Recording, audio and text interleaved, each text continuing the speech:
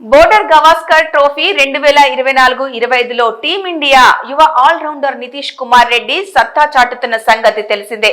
ఈ క్రమంలోనే ఆస్ట్రేలియాతో మెల్బోర్న్ టెస్టులో ఈ తెలుగు కుర్రాడు సరికొత్త చరిత్ర సృష్టించాడు. సిరీస్ లో కీలకమైన పరుగులు చేసి భారత్ జట్టును ఫాలో ఆన్ గండం నుంచి తప్పించాడు. భారత జట్టుకు పరుగులు సాధించి పెట్టిన నితీష్ కుమార్ రెడ్డి అదే సమయంలో తన పేరిట ప్రత్యేక రికార్డును సాధించాడు.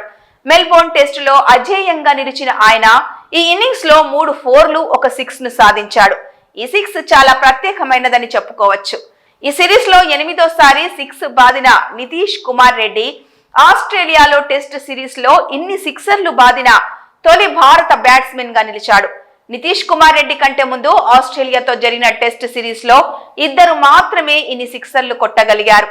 2002, 2003 యాషెస్ సిరీస్ లో మైఖేల్ వాన్ 8 సిక్సర్లు కొట్టగా, క్రిస్ గేల్ 2009, 2010 ఆస్ట్రేలియా పర్యటనలో ఓ టెస్ట్ సిరీస్ లో 8 సిక్సర్లు కొట్టాడు.